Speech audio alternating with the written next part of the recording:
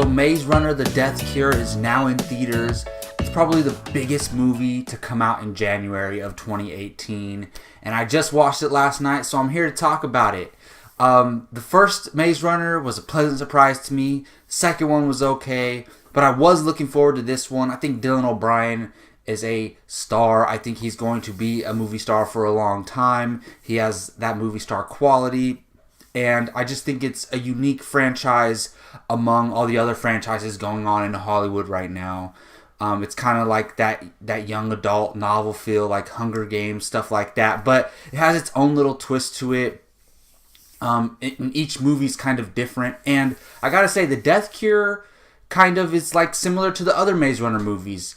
They're not great or anything like that, but they range from okay to pretty damn good. And I would rank this one right in the middle. I liked the first one a lot.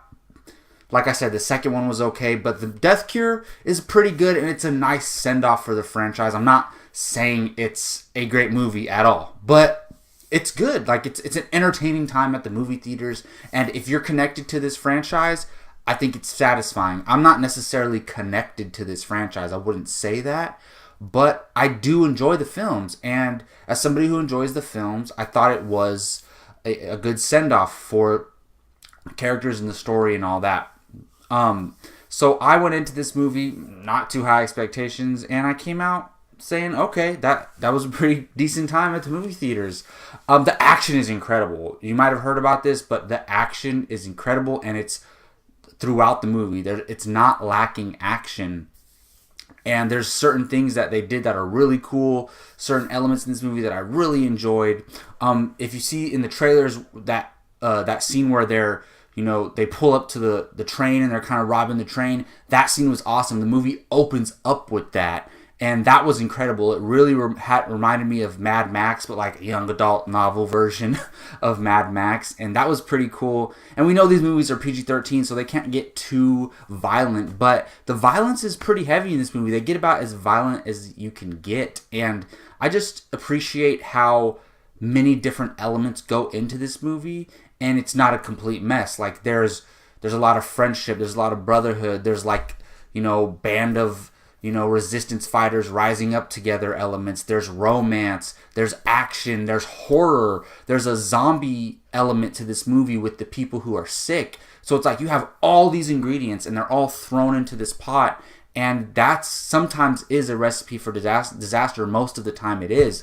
But for this movie, it gets away with having all of these different elements, and they kind of combine to make a pretty entertaining piece of art. Dylan O'Brien is great once again. Like I said, he has that movie star quality, and he proves it. There's a reason why these movies are successful, and you couldn't have had this franchise be what it is without somebody like Dylan O'Brien heading it. There's not a lot of young, prominent actors where, like, you can put them in a movie and people recognize their face, and I think Dylan O'Brien has gotten to that point. He's had a lot of success in his young career, and I wish him more success going forward. And I think he's going to do big things. None of the other performances completely stand out to me, but there is something really cool, and this is a spoiler review, so I will talk about it.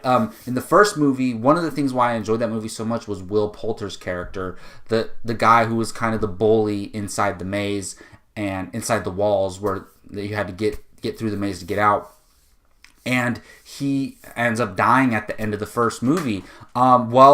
He does come back in this film, and I was so happy to see him back because he's one of the main reasons why I enjoyed that first movie so much, and I think he's a great young actor as well, and I think he's on the rise, and I just think he deserves more work. So I was glad to see Will Poulter in there, and he's kind of on their side now, and he's helping them, and the reveal was really cool. Like, I didn't really see it coming, but when it happens, I'm like, oh, that's awesome, he's back. So like, it kind of was a little tie-in from the first movie that made me appreciate this movie a little bit more.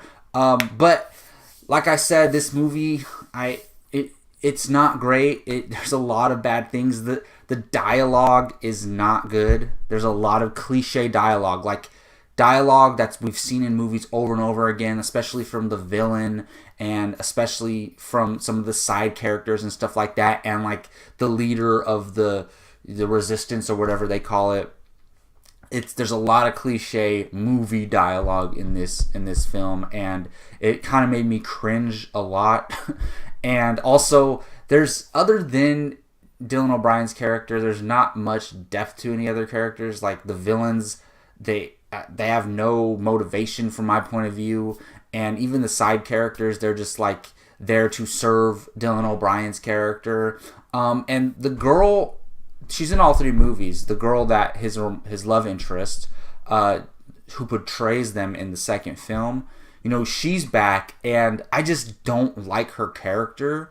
It's like, okay, you betrayed them, and they play it like she's trying to save the world or something like that. She's trying to cure these people who are sick, and I get that, but I never liked her character in the first place, and then she betrays them, and gets his friend captured, his best friend, or one of his best friends captured, and then he's like still in love with her and like wants her back and like all this stuff, and I'm like, man, F that. Like, she after she betrays you, that's it, you cut her off. Like, so that was a little bit annoying to me. Maybe that's in the novels, and that's a big part of the novels, and it's significant, but for me, I've never read the novels, no attachment to it. From a movie perspective, that plot point didn't work to me, where he just wanted her back after what she did. And it's like, okay, there's a difference between her like lying to you, a little white lie, and you getting mad at her and then wanting her back, but she completely betrayed you guys and had your best friend captured and tortured and traumatized, and oh, but I still love you. Like, I don't know. And by the end of the movie, she eats it. she collapses in a building. And look, it's a movie. I was happy to see that character go, because I'm like, okay, you made mistakes.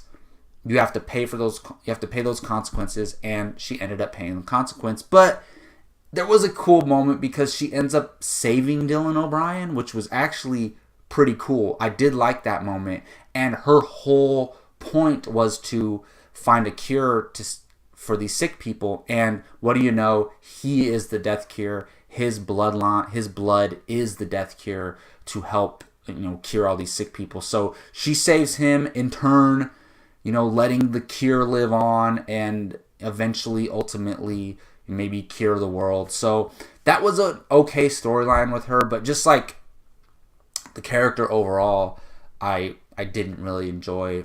And so, but don't get me wrong, this movie is kind of a thrill ride, and there's a lot of cool elements.